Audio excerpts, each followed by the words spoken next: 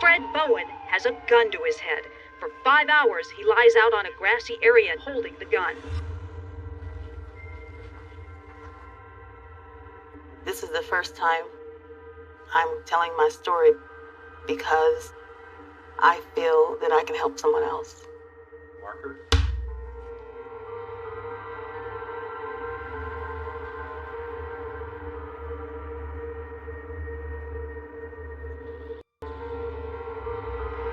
I wasn't ready for over 20 years to do what I'm doing today, to talk about it. Police had tried to negotiate with Bowen all afternoon. When talks break down, police move in. One of my brothers told me to go ahead and do it. He told me the past couple of months, don't you ever let no one keep you from telling your story. It's your story. The other family members don't know. They will when they see this. First, a flashbang, a puff of smoke, a distraction. Due to the nature of what happens next, we will stop the tape here. Hope they feel what I feel. Like I want to just be a family. That's all I ever asked for.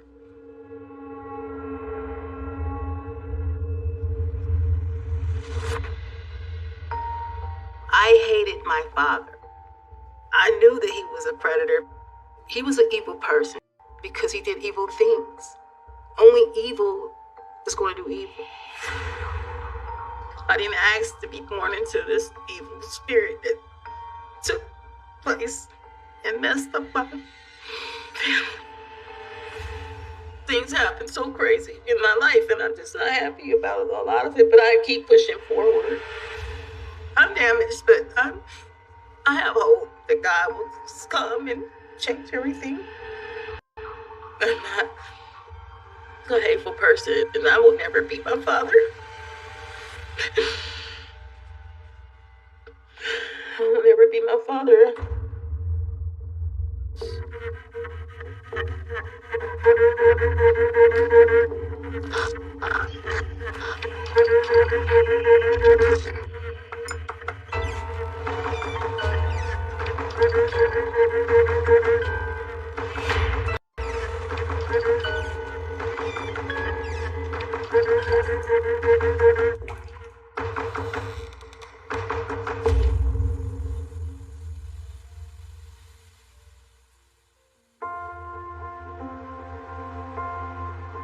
I think it was Freddie that took the picture. I can't believe it's still here. Like, it was so long ago. It was my mother and my sisters and brothers and I think we were just all about to I think we were having a picnic, about to have a picnic in the backyard. Yeah, I remember this picture. This is the time where I felt family. Well, our home was a great big house. Freddie had 8 kids with my mom. Freddie wanted us to call him Freddie instead of Daddy. I think he wanted to look younger all the time. He didn't want to look like he had so many kids. Freddie was very well liked in the community. My father was trying to be a Jehovah's Witness. He didn't drink. He didn't smoke cigarettes. He didn't do drugs. When I was younger, he made me feel safe at first. When he came home from work, I always used to be happy to see him because he'll tell me to take his clothes to the washer and I could have the change, any money in his pocket. Everything was kind of, okay until my dad started having Bible studies. Whoever disregards discipline comes to poverty and shame. Things start changing in our household. Whoever spares the rod hates their children. It was like Jekyll and Hyde. We didn't know what he would turn into every day. But the one who loves their children is careful to discipline them. But because of our religion, no one suspected his behaviors. People thought they knew my father as this kind of man when he had 2 sides. At home, he was a monster.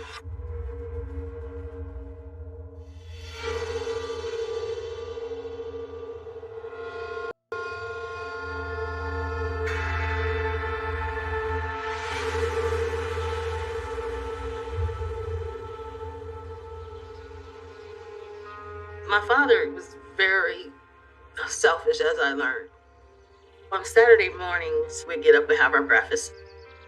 Freddie would have days off on the weekends sometimes, and kids sometimes are left there with him if my mom had to go make an errand at the store. Freddie wanted peace on his days off, but my sisters and brothers, they were all like playing, screaming, having fun. The noise as kids, he wouldn't like that at all. He wanted us quiet so he could hear his music.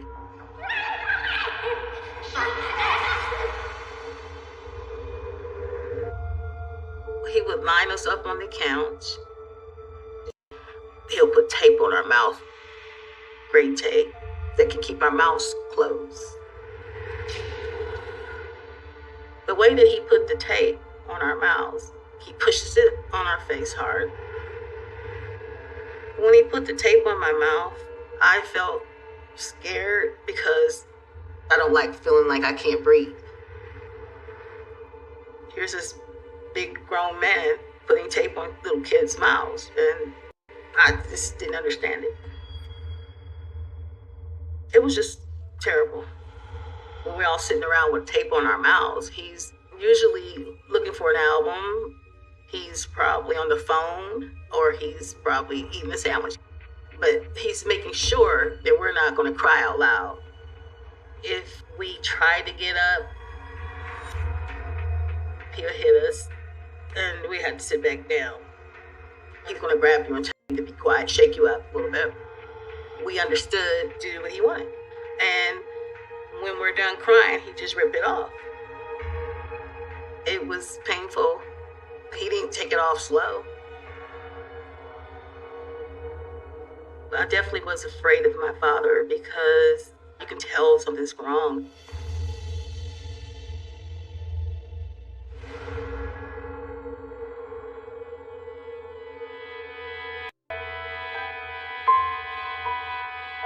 Freddie used power and fear to control us.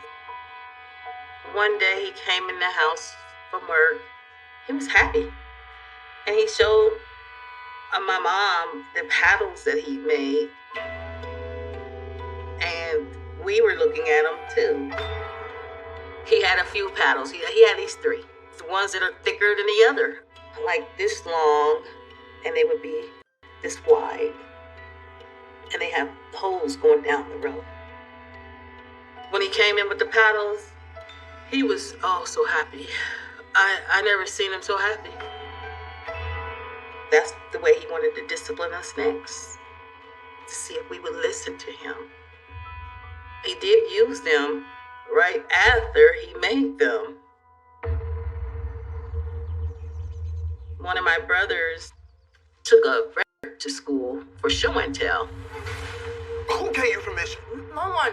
And you thought that was okay? Freddie went crazy. Why did you take it? And my brother's trying to explain, because of show and tell. I had nothing to show. I didn't have anything. I don't care who it's for. I don't raise no thief.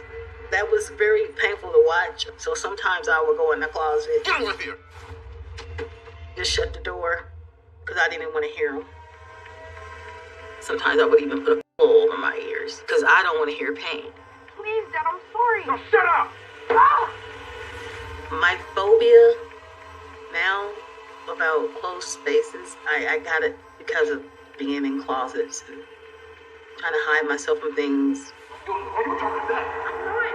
When he used the paddle, he would tell us to touch our ankles and keep our hands down there and don't move them. Because if you move them, I'm going to hit you again. Hearing the wax and hearing the pain and the cries, it was just horrible. My mom would finally say, Freddie, stop. And then he eventually stopped. But Freddie never showed remorse. A man that does that to his children, he's a coward, because we're just children. He wanted to scare us.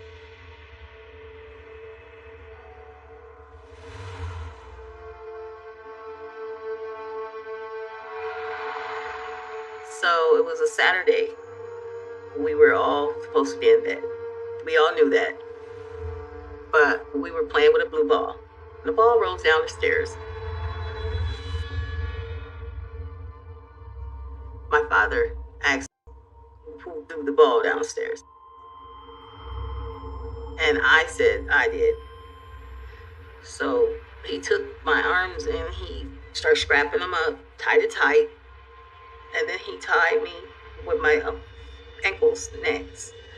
So I was tied like a roasted hog. He said that he had to whip me and he wanted to read the scripture to me about the spirit of rod, spoil the child. So he read it to me. And after he read the scripture to me, he just started whipping me with the belt all over. Every hit he did, I would just want him to stop. I was saying, okay, daddy, okay, just crying, I'm sorry, okay. Only thing I can think of is, why is my dad doing this kind of stuff to me? And he kept whipping me until he took a break, and I'm screaming, I'm crying, Mom, where is you at? When he took a break from whipping me, she came and she said, you guys need to tell your teachers. Okay. And your counselors at school. Tell the teachers. Tell someone. She could tell his behavior was erupting a little bit differently. I just looked at her, crying because I'm still in pain. I was scared to do it because I thought I was going to get another beating. It's a question that I always had in my mind about my mother, why she wouldn't tell. I always thought that she was scared. And later on through life, she did tell us, y'all just don't know how afraid I was of him. She used to say that a lot. And she was very much trapped in the relationship. My mom had all these children. How's she gonna get out there and take care of us? So she stayed in it under his control. I was mad at, why am I in this family?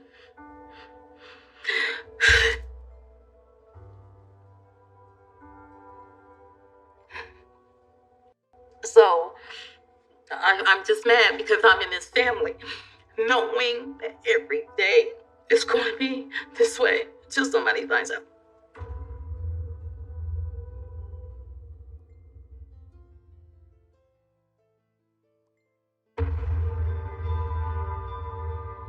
The things that he would do wasn't spankings, it wasn't discipline, because you can discipline someone by putting them in a corner. But he's just making us suffer.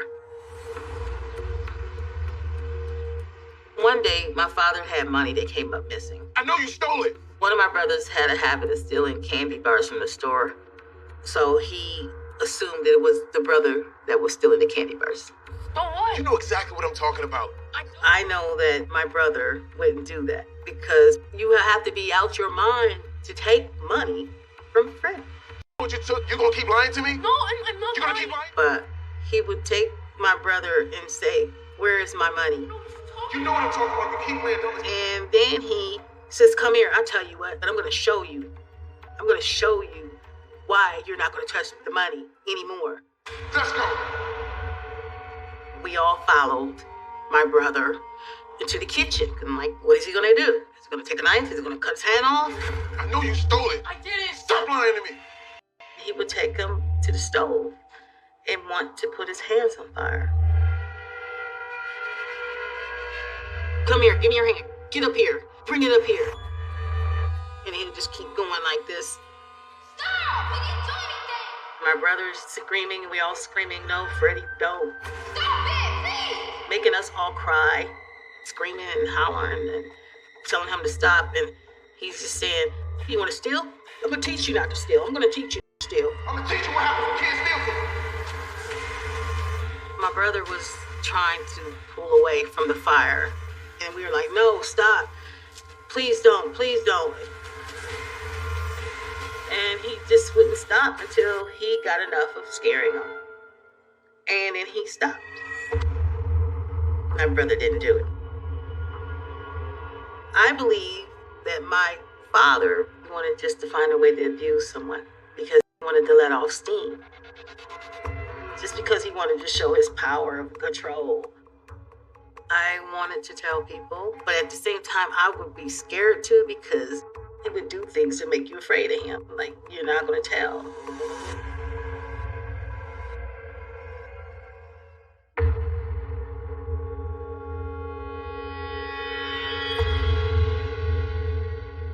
He always had some type of richness about himself. And he couldn't control his rage. He snaps. Like, it's like his way or no way.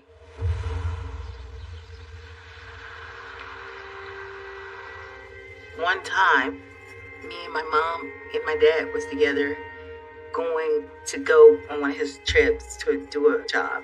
And someone trying to pass him basically did cut him off. What the hell was that? Did you see that? And he got upset about it. Hey, pull over! He just snapped. What I seen Freddie do was get out the van. He started arguing with the man. Hey, man, you almost killed us! Why don't you just calm No, down? you calm down!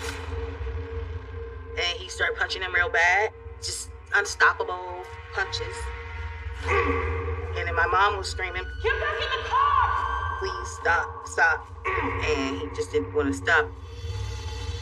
What I seen was a man that was enraged and he wanted to show that he can win. I've seen it at our own home, how violent he can be. No one can stop him. My mom was saying, "Come on, because the police gonna come." And that's when he let up. Left the man there on the ground. When he got back in the truck, I seen him just laughing and talking about it. And he was just happy. He was pretty much bragging.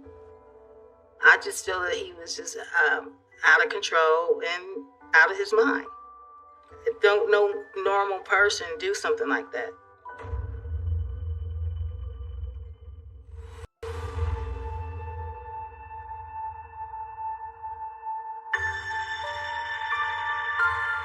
I knew that he was a predator because of the other things that he done.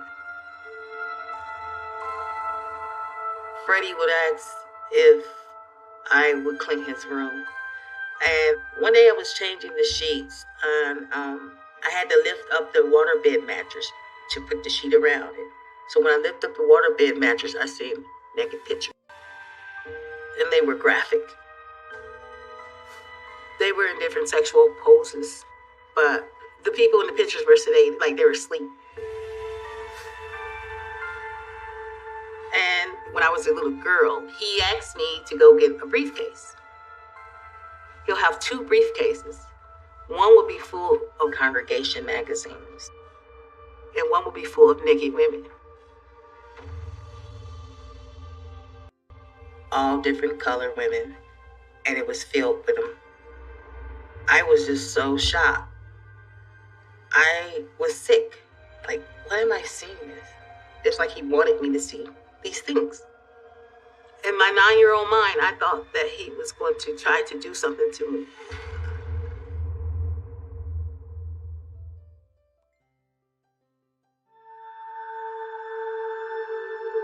As I got older, I believed that my father was becoming more infested of evil. We couldn't have a regular summer.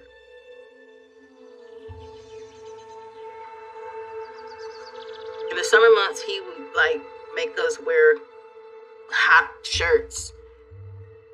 All of the girls in the family, we were darn near wearing turtlenecks. But we couldn't wear tube tops like the rest of the kids on the block. They'll look at us and say, "It's hot. Ain't you hot in that?" But I'll say, it's what Freddie says we have to wear. At the time, I didn't know why he would do that. looking back at it now, Freddie was very sick. Freddie was having feelings about us, and he's trying to make us cover up so he don't take advantage of his own child. To put on something to cover ourselves would make him, I guess, feel better about not looking at us as much.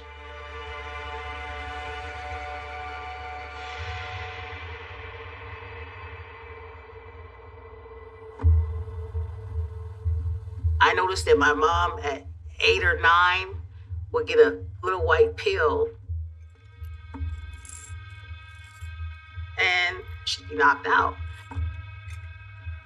Freddie would, as I remember, give my mom something to keep her nerves calm, something that would put her to sleep. The doctor said that she needed it because her nerves were bad. You know, having so many kids, I believe that's why. But he'll give her a glass of water and make sure that she's taking her medication. She takes it and she falls asleep with the fan on. And as he put her to sleep, he's waiting a couple hours to make sure she's knocked out. And in the summertime, he had us all have fans in every room in the house. When he put all these fans everywhere, we didn't know what was going on. I think that now that I'm older, I know why he did it. The fans will block out noise. He did it to get ready for his next phase.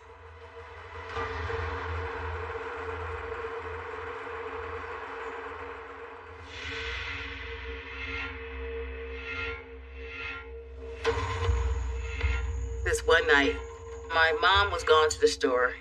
I came in like 3 minutes late. You had to be in at 8 o'clock. And I came in a little late from playing with one of my little friends. He said, "You're late coming in."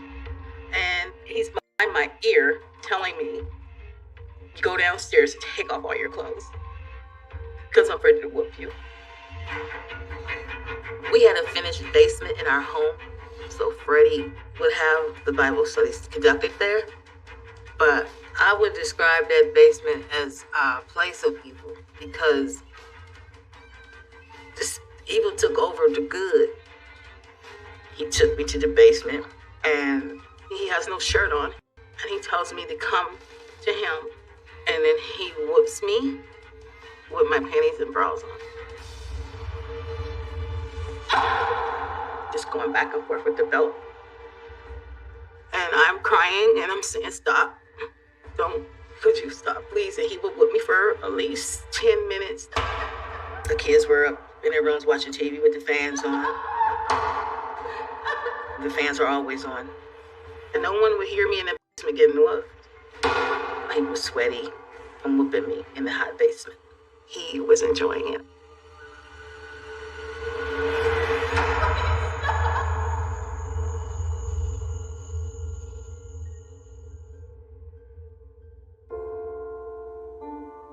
I felt humiliated. I felt like sick. And after he whoops me, he wants to hug me. And he tells me to come to him. So I go up to him and he hugs me. I had my hand like right here. Didn't want him to really touch me. And he says, "Don't tell no one." Let's keep this between us. Understand? And I said, "Okay." And I wanted to just die. I really hated them even more.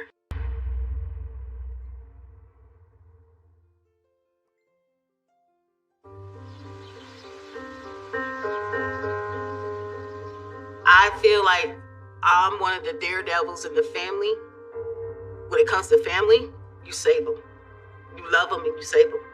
Because your family is all you have. One day, I seen Freddie playing with my sister.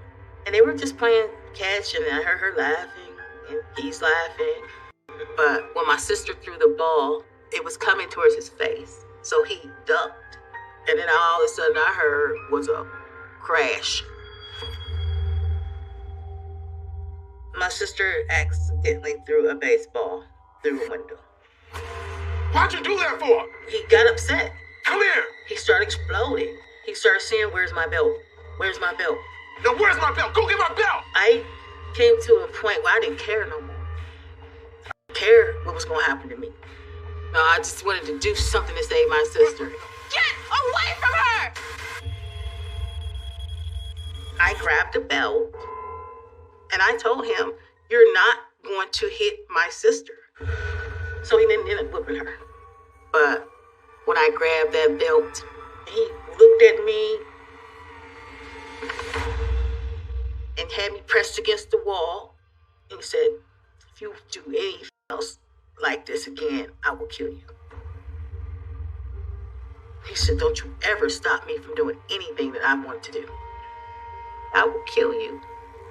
Do you understand that?" And that was probably one of the first times that he ever said he was going to kill me.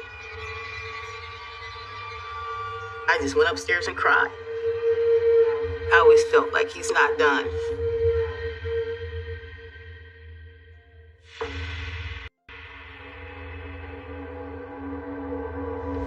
I always feared that we were going to be hurt in some kind of way from all the threats he used to give my mom.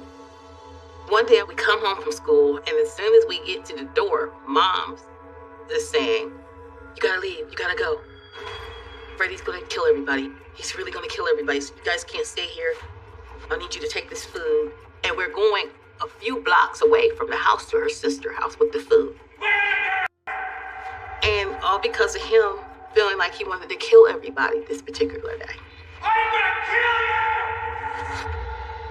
My mom, she's in the house just with him, talking him out of it. And when he was done being so angry, my mom would come and pick us up. All I know is that this episode happened a few times. His explosive behaviors just got to the point and he wanted to take it out on his kids. We couldn't come home because he didn't want to hear us. He didn't hear our voices. I'm thinking he's no longer my father. That's what I thought. I wanted my father to die. I wanted him to be dead or gone from our house. I felt if he was dead, that we would no longer have to suffer.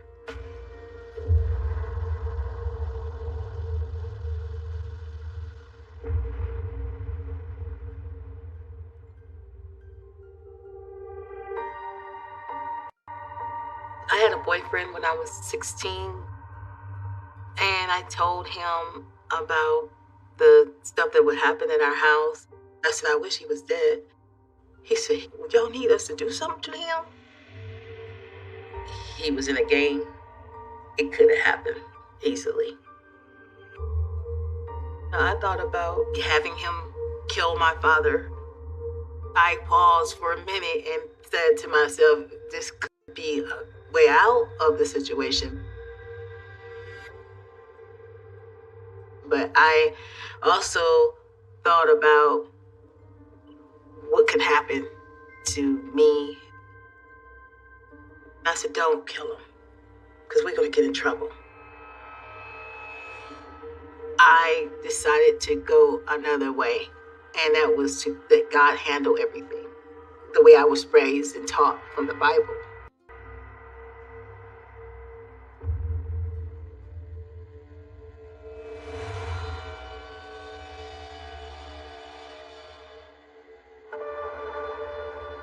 Eventually, the church found out things about Freddie. And my father got disfellowship because of all the bad things that he continued to do. Meaning that they no longer will allow him back there. And my mom and my father start growing apart in their marriage and separated. I learned that he had a lady in the neighborhood that he was starting to date. And I heard that he was going to move to Minnesota to marry this lady. Last time I saw Freddie, he told me that I'm going to be leaving town. I won't be here too much longer. And I said, "Okay." And I said, "You take care of yourself." I gave him a half hug. I said to myself, he was going to have a relationship and it's going to be abusive. but I never met the woman that he fell in love with. I would have warned her about his abusive behaviors. To be honest, I felt that someone was going to get hurt. I felt like someone is going to die.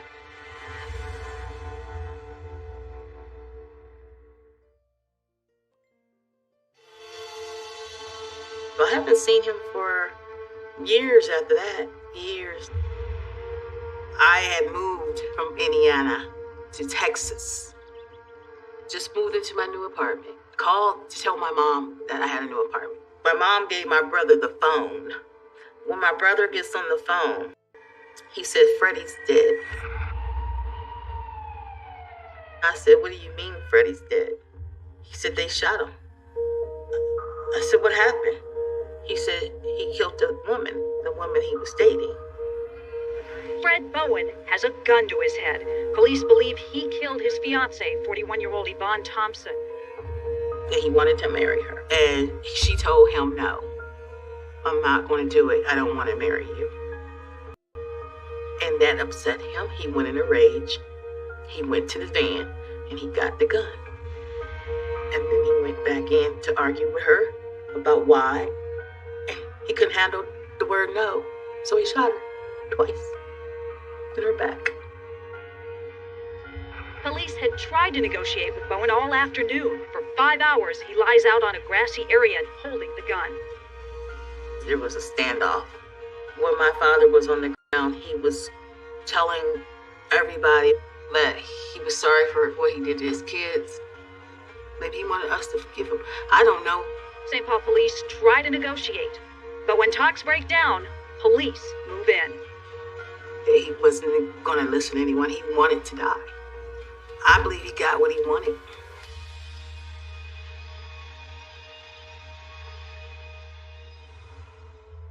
First, a flashbang, a puff of smoke, a distraction.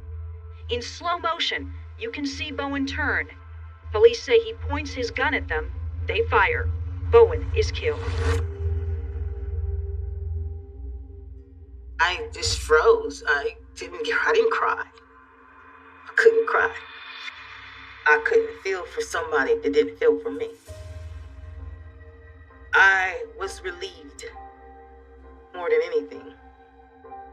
He's gone. He can't hurt anybody else. The entire episode has devastated Yvonne Thompson's family. They say Yvonne wanted to break off the relationship. I thought about the time that they had together. And I thought about why couldn't you just leave her alone? I was upset. I was hurt. I was angry. I was like, how could he kill her? Why he kill her? I just wish I could have saved her. And I wish I could have talked him out of it. I know I could have talked him out of it. Because I'm the one that always came when Freddie was ready to kill somebody, hurt somebody. And I would have fought him to not do that to this lady. She had kids. I just wanted to tell them, I'm so sorry for your mom. I am so sorry for her. Because I just felt real bad for the kids. I just did.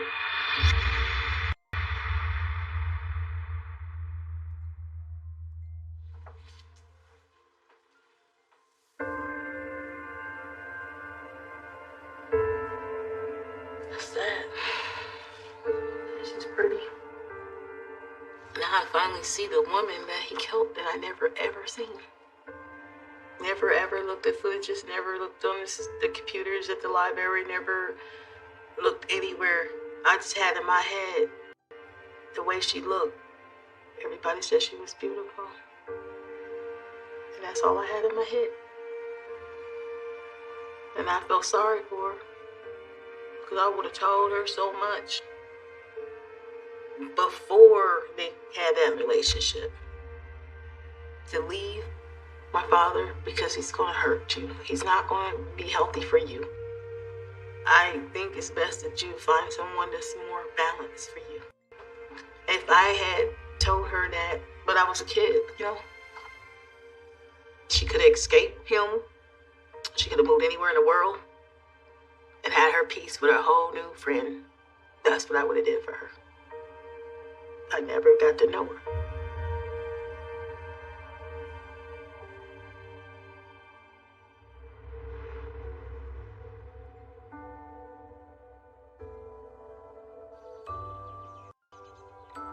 I decided to forgive Freddie because I moved on with my life and I just wanted some peace. The Bible says forgive.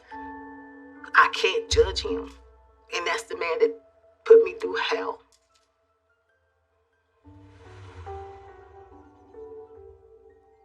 From the Bible, according to the Bible, the devils, his angels are here. So as long as they're here, there's evil. Freddie stressed us out tremendously. The evil spirit in him. Yeah, evil spirits can go into people that accepts it. And that it, manifests in them, infests until they turn to that kind of person. It's important that I tell my story this time in my life because I've been suffering from a lot and I had a lot of trauma behind it. It's been a long time, this point in my life, that I feel that it needs to be released. It's bothered me a lot. It's taken away things from me. It caused me great pain. What kept me going was remembering God and Jesus. Remembering to pray and to remember that I'm not perfect. I didn't ask for these things to happen. And that there was help out there. I'm super glad that he's not here to harm or hurt another person. I will probably always hurt and have nightmares. He's gone, but he's still in my dreams. He scares me. The nightmares are like, I jump out my sleep. It's like it's never gonna go. Like he's so evil that he's still trying to control us from the other side.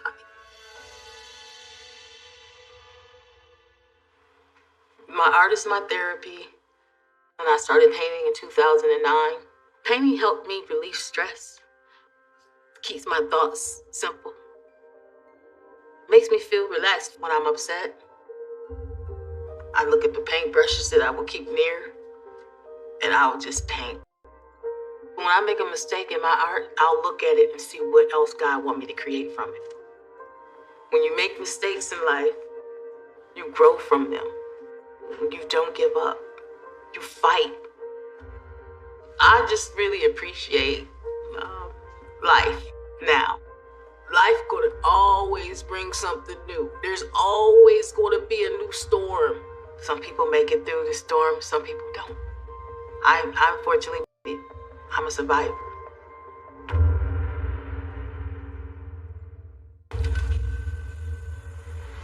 I believed if somebody loved God, they were a great person. That really got shattered about 4 years ago. I still remember the noise of the crunching of the knife going in my skull.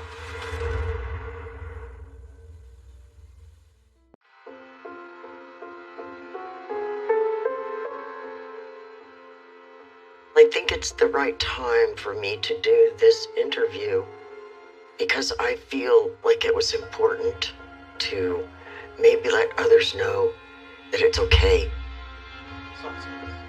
Let people know not to be ashamed, not to be afraid that people are going to look down on you.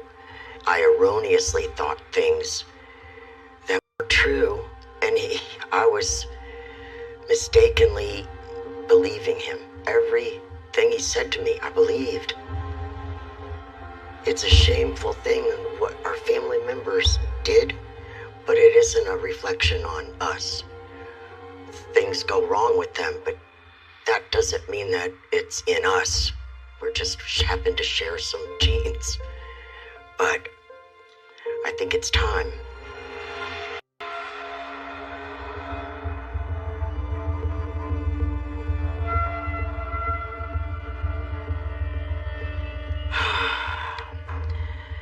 You see this look. You see this look. What a mean son of a bitch. Look at the face. Oh. This is the face of evil right here. So I thank God that through whatever means I was not in his path of destruction. Right here, we're looking at a monster. Right here, you can see the evil in his black eyes. I could slay him with my words. You're a sorry piece of and I'm glad that you can't hurt anybody anymore. I just wish that you would have died before all of this mess happened to these poor people. Because you're nothing but a monster. Today, I can tell you, this is done. I will probably not speak about this bastard ever again.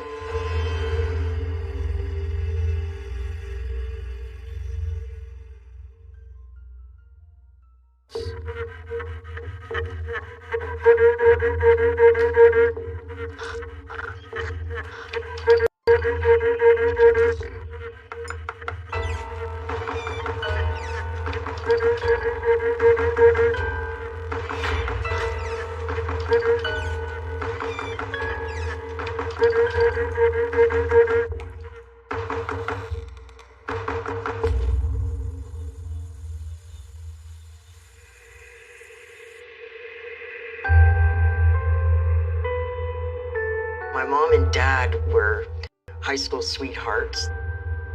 They both grew up in Fort Lauderdale, and they married pretty young. When Jimmy came into the world, he was so small and so cute. I'm the older child, the older sibling, and I had such love in my heart for him. Jimmy was the baby of the family, and I doted on him. He was my little brother, and he was so cute.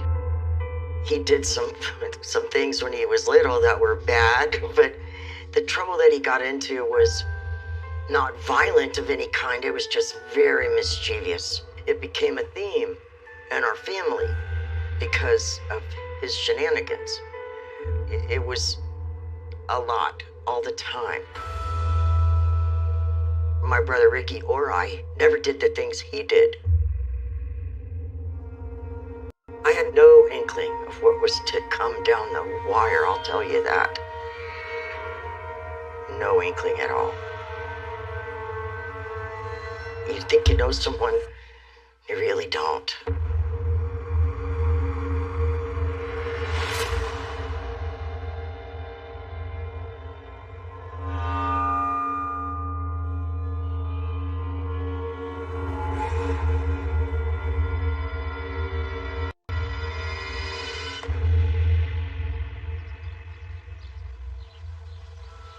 Even at a young age, he got in trouble outside the home. One incident happened where I noticed across the street, the hose was in the front door of the house. The neighbors weren't home at the time, but he had put that hose in their house and turned it on. And the house was flooded from this hose. My mom just ran across the street, got the hose out of the house, turned it off. I think the house would have been ruined if I hadn't noticed. It would have been a lot worse damage. So she asked Jimmy, "Did you do this? Did you put this hose in the people's house?" And he said, "Yeah." She said, "Why would you do that?" He said, I don't know. He never explained why he did it. He just said, "Yeah, I did it," and he laughed. But he admitted that. It was like one of the few things he had ever admitted to. And he got in trouble for it, but it didn't faze him at all. I mean, at this point, my dad would spank him. And a lot of times he would just smile. He would laugh and shrug it off as, "You didn't get me. You didn't penetrate this facade." I was seeing a dark side emerge from him. His lack of emotion when he would get in trouble was something we all should have been a little concerned about.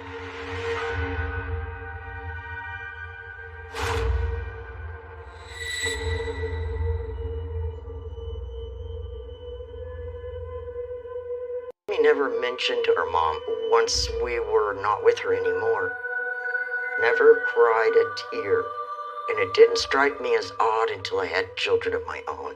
And then I thought back to that time and thought, that's really weird that he never cried once for our mom. I cried for her. Ricky cried for her. Jimmy just didn't seem to care. His lack of emotions through things that were very life-altering was quite telling, although we didn't know it at the time. Looking back, I realized that was a big flag that somebody should have picked up on, but nobody did.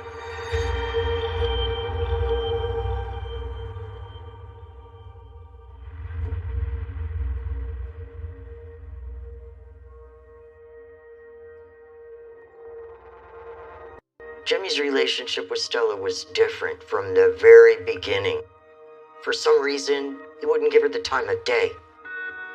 I don't recall them ever having a normal conversation. Ever. I believe Jimmy hated Stella. Without a shadow of a doubt, he hated Stella. And that's all he had for her was anger. Just anger. Well, Stella had a favorite lamp. And one day it was broken when I came out of the bedroom.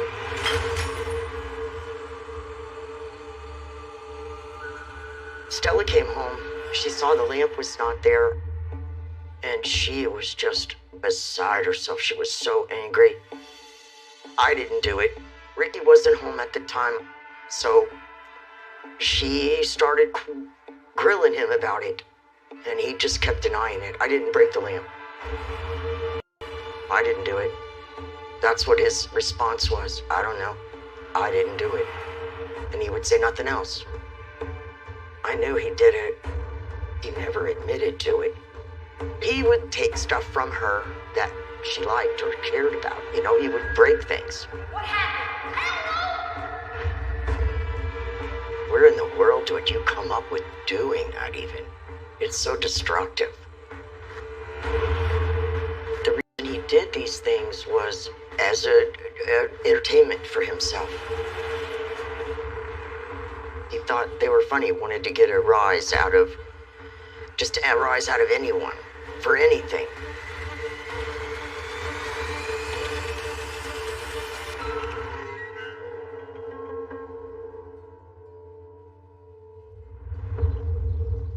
One day, Stella was out and about doing errands. When she came home, she was crying. She was very distraught. She was just hysterical. And I guess there was some kids that were rioting on a corner near her house.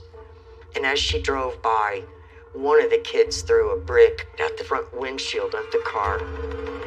Glass shattered all over Stella. If the brick hit her in the head, it would have killed her. It was horrible. She's telling me what happened. Jimmy was right there with us, and Jimmy laughed.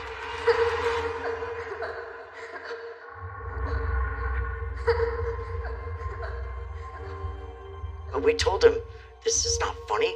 This isn't funny at all. He says, yeah, I think it's pretty funny. Stop! Jimmy just laughed. What? He just laughed. It's good. She deserved it. She didn't deserve that. What is wrong with you? Looking back now, I think that was another sign that we all missed. Because when you have pleasure at someone else's pain, there's something wrong with you.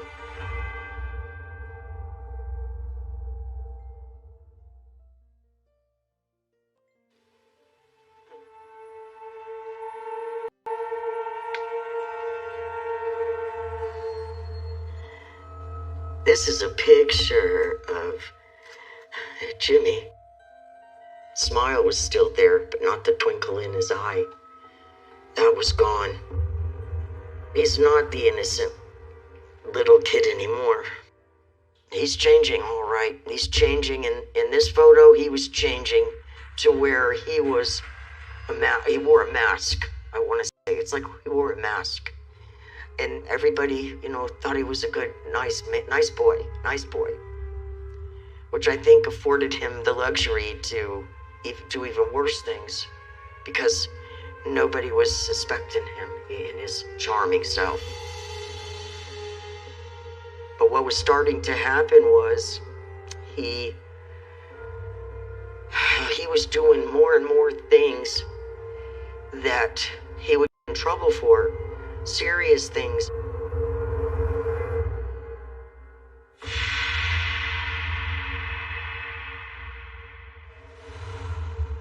Jimmy always just acted like he could do whatever he wanted. Nobody's gonna say anything to him. I think at that time is when things started to change for him. And we just didn't know it. And then things just got worse as we went. One day, before I had to go to school, and my dad had told me that Jimmy was caught at the neighbor Alice Stock's house. Excuse me? I said, "What are you talking about?" She was an elderly neighbor of ours. Jimmy was in the process of trying to steal something from her house when she woke up and saw him in there. Alice Stock recognized him and said, "You're Jimmy Rohde. What are you doing in my house?" Jimmy just fled. He fled. So the police came, and Jimmy denied it, as usual. Even though Alice Stock called the police on Jimmy, he didn't get arrested. We have her saying it did. We have him saying it didn't. But nothing ever came of that. Jimmy sidestepped the whole situation. We're all crazy. He didn't do it. Dad just told me what happened. Nothing happened. Now, a right-minded person would know that Alice Stock knew us well. We had been living there for quite some time, so there was no mistaking my brother. I wasn't there. Seriously? I don't know who it was, but it wasn't me. I didn't know at the time, but he had a weapon. He had taken a knife into her house and went at her with the knife and threatened her.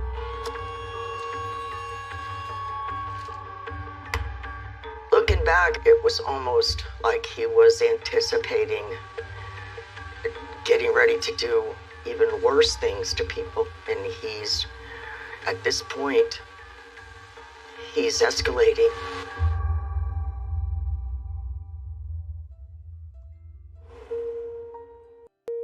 It eventually broke my stepmom and my dad up. They ended up splitting because of Jimmy. And I know he knew it was because of him. I know he knew that. And I felt bad for her. She got thrust into this. She was an okay lady. She really was. She did the best she could with us. She just didn't know what to do with 3 grown kids. Jimmy really just kind of lived despite her. And no matter what she said, he would just not even give her the time of day. He'd stop answering her even. And just sit there and stare into space. We all underestimated his hatred of Stella, even my dad. We all underestimated that.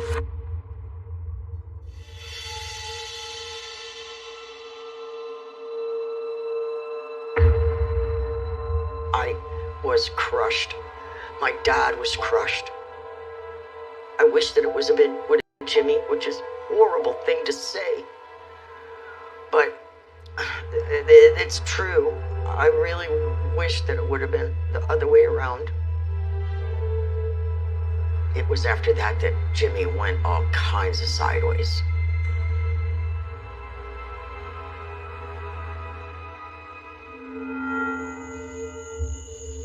One evening, I got a call from my dad. Hello? And he was really upset. Yeah, I asked me if I was sitting down. Yeah, I'm sitting down. Don't tell me anybody else has died. What happened? He said, no, but what has happened is your brother went over and got into Stella's house and he raped her. I remember being incredulous, like I couldn't believe that it happened. I never in a million years thought he would do anything like that to her or anybody else. She called my dad, who was at work, and apparently when Jimmy knocked at the door, she was startled, but she wasn't afraid. Like, she did not, otherwise she wouldn't have let him in. She had no idea that he was there to do her any harm. Jimmy. Can I come in? Sure, yeah. And then his look in his eyes changed, and Stella said he just got a whole cold look about him. And then he grabbed a hold of her, and I guess they wrestled around, and he ended up raping her. Jimmy told her, if you tell anybody, I will come back and I will kill you. I'm sure she must have been scared out of her mind. I never anticipated that kind of violence from him. And with Stella, it was brutal. I was sick to my stomach, and it's terrible. It's awful. She told us I'm not going to the police because if he finds out, he'll come back here and he'll kill me. I tried so hard to get her to change her mind. She would have none of it. So I respected her wishes and I didn't say anything.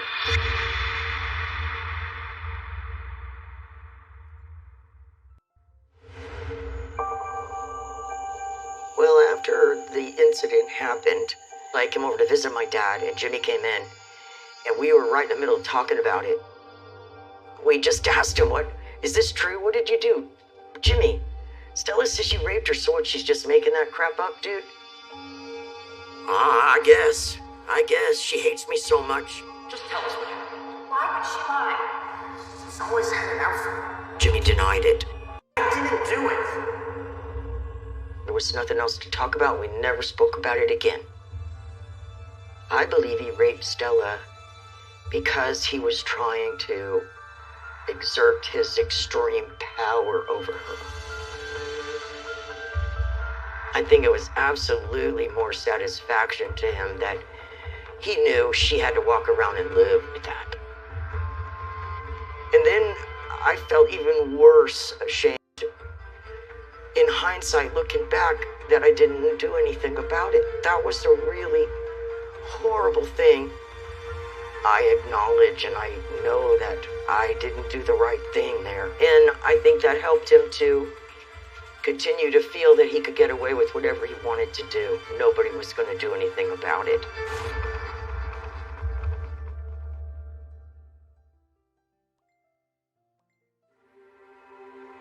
After the incident with Stella, we just tried to tiptoe around it. We didn't speak about Stella around him. We just let that whole part of our life be. I think that it was a little bit of fear and denial because of the fact that I had already lost one brother and I didn't want to lose this one. I was in such a way that I tried to overlook a lot of things because of the fact he was all I had left. But I think deep down I was afraid of him. After he raped Stella, everything ramped up and he just got worse.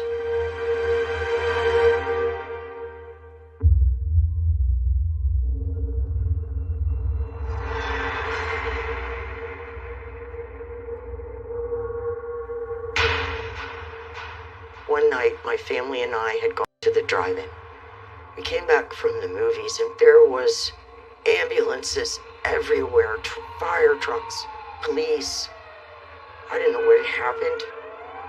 Oh my gosh, I ran upstairs and my mom told me that Jimmy had went in and beat Grandma to a bloody pulp. My grandma said that he came and knocked at the door and she looked at the people and saw it was Jimmy. She thought, well, I wonder what he wants. So she opened the door. My grandmother said he came in and started talking to her. She said he looked at me and he looked at me like I wasn't even there. Like he was looking right through her. Is there anyone here? And she said, Jimmy, are you okay? Jimmy, she said that a couple times to him, and he didn't respond. And that's when she said he just came over and started strangling her. He didn't say anything to her. He didn't say a word.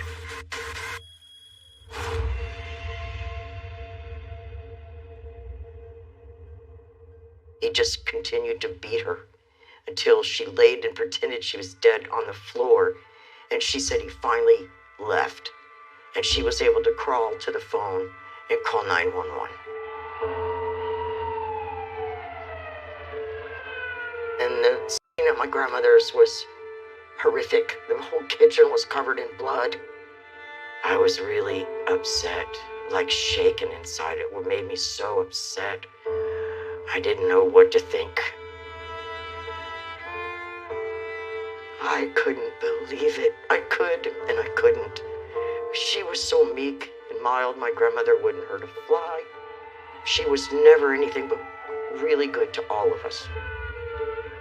The police came and picked him up, and that's when they photographed his whole body. There weren't no blood on him, and there was no marks of a physical kind on him. So, I guess at that time, because she was so distraught, they thought she would lie about her grandson. He looks you in your eye, and he is so adamant about his innocence that you end up believing him because, even no matter how hard you would badger him about it, he would just laugh and discount it as, you are crazy. I would never do anything like that. It was some way he had about him.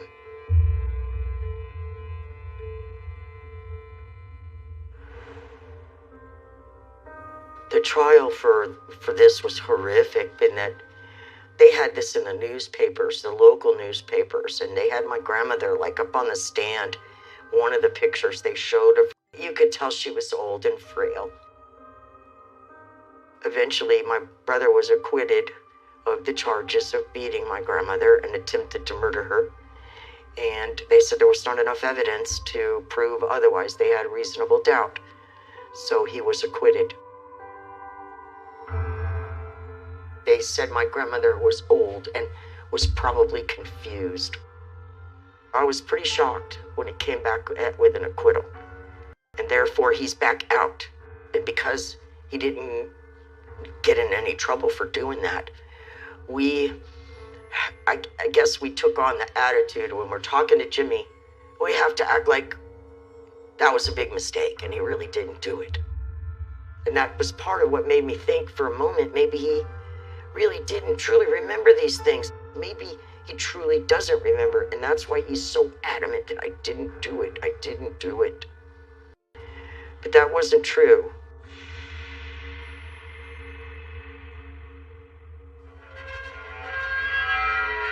One day I received a call from Jimmy, while he was in prison, and he was all excited when he called. And I said, why are you so excited? What's going on? Did you get good news? Are you going to get out? He said, no, I met someone in here, a really cool person. I said, who is that? He said, Ted Bundy. At this point, I just wanted to cry. And I told him, Ted Bundy, why are you even talking to him? Oh my gosh. I didn't know what to say. I was speechless. He continued laughing about it. He had met this horrible killer. And in my mind, I thought, what kind of stuff is he learning from him? He spoke to Ted Bundy at length about different things. One being that he should look at the one ads. And look at the one ads in Oregon, which is where Ted Bundy said that he got a lot of his victims from. I think he definitely aspired to be like Ted Bundy.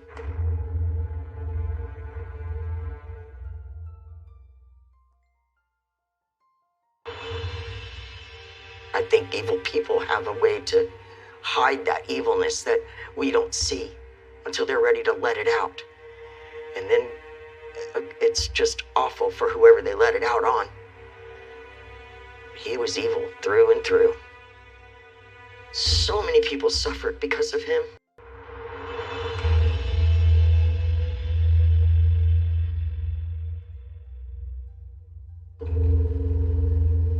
One day, when I came home to visit my dad, there were police cars everywhere, all over our street. I didn't know what had happened, but ran in the house to make sure my dad was okay. Asked him, what is going on? He said the neighbor, Alice Stock, had been raped, murdered. And my dad and I looked at each other. Oh my gosh. Immediately, we both suspected that Jimmy had something to do with that. Because of the fact he had broke into her house prior. It seemed really coincidental that he would get out of prison, and within just a matter of a few weeks, our neighbor was killed.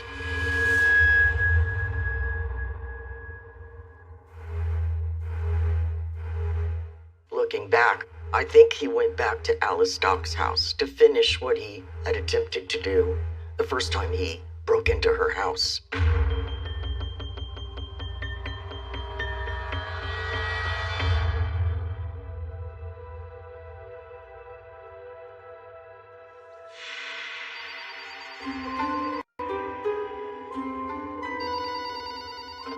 One day, I got a call from Jimmy. He told me, I've decided that I'm going to change my name. Well, I can't get a fair shake with Adolph James Rhodey everywhere I go. People are going to think that I'm guilty of something, and I didn't even do anything. So I'm going to change my name. What are you going to change your name to? He told me Cesar Francesco Barone. I was like, what? What? Why would you pick that name? I just thought it sounded cool, he said. So he changed his name, but I figured maybe it's better because he won't be underneath the cloud of suspicion everywhere he goes. I knew he did things to my grandmother. I knew he did these things to my stepmother. But I was really hopeful that he was becoming a different person.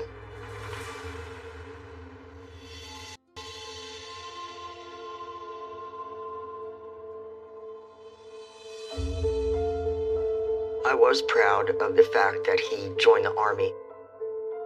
When Jimmy first joined, he joined as Cesar Francesco Barone, not Adolph James Rhodey. So they never knew of his name and his other records. Now I know the reason that he did it was so he could do more bad stuff and not get detected.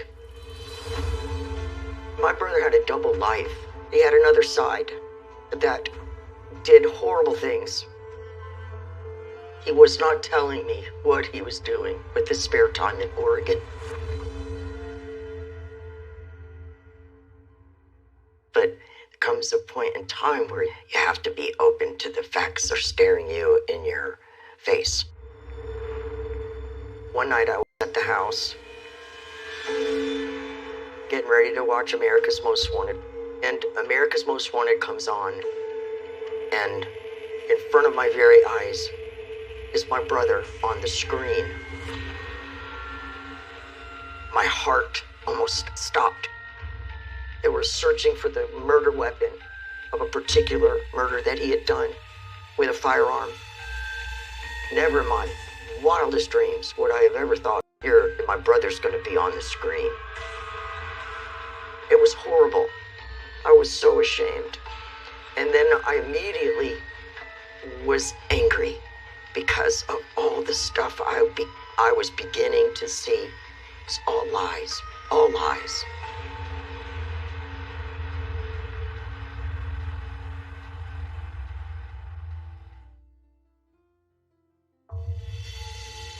They were searching for my brother for multiple murders that he was a suspect in. Between 1991 and 1993, Cesar killed at least 4 women in Portland, Oregon. He also sexually assaulted at least 3 others. And most of his victims were elderly women who he raped and then strangled. After he was captured, Jimmy called me from jail one afternoon and told me that he had been arrested. He laughed and said, "I didn't do anything. Somebody's framing me for this stuff." I didn't really believe him, but that's what he told me. So I just didn't have the strength to deal with it. I didn't have the strength to listen to a bunch of more lies. I never told him that I didn't believe him. I just was neutral when I spoke to him. I didn't know enough about the murders at that time. I didn't really know a lot about the murders and the rapes to confront him with it. I acted like my normal big sister because I loved him, and I felt guilty for loving him. I felt guilty that somehow I should have cut him at the knees and just been happy to do it, but I wasn't, and I really grappled with that. I wanted to do the right thing.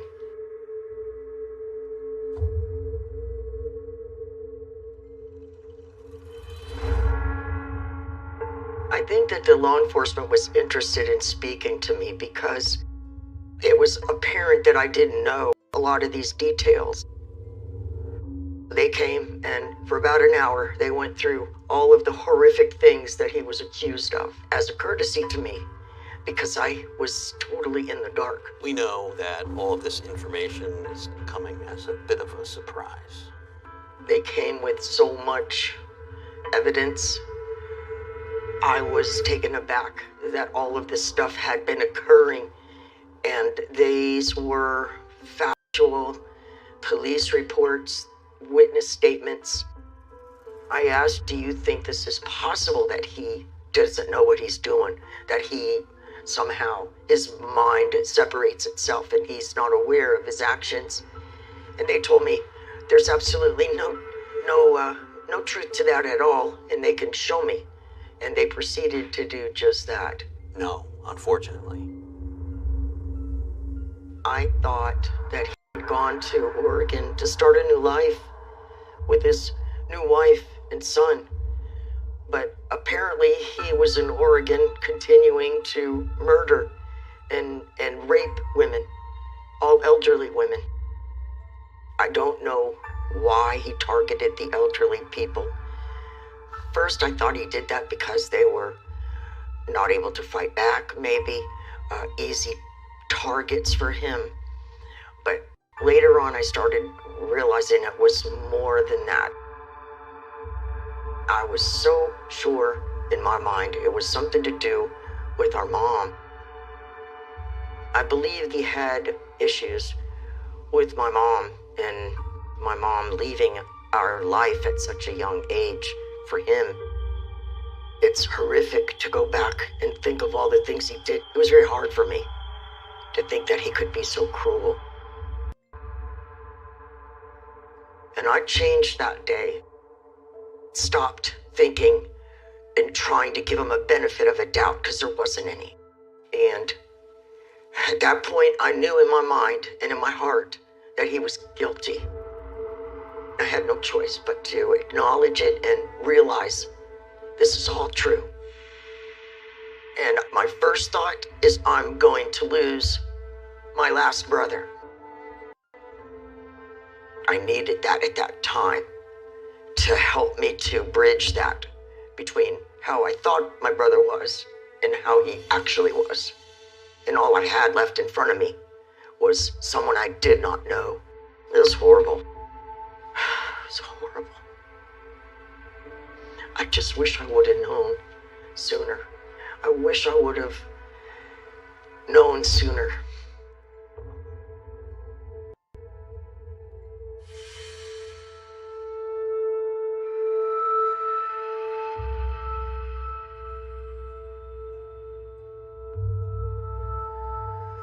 This is Martha Bryant.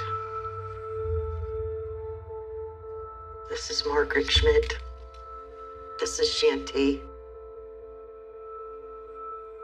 This is Betty Williams, and this is Alice Stock, our neighbor.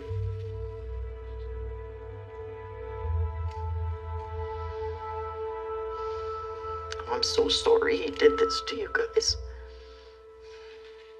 For Alice, for all intents and purposes, he got away with her murder. That was the beginning of it. Right there at Alice Stock's house is where his killing began. When he was becoming this terrible monster that he became, the only thing they all have in common is they crossed the monster's path. As the sister of the man who took these women's lives, I will never forget their names. I will never forget their faces. I'm very sorry for what my brother caused in your lives. None of you deserved that. And it's very well possible and probable in my mind that he did do that to others that were just never caught, never found out about.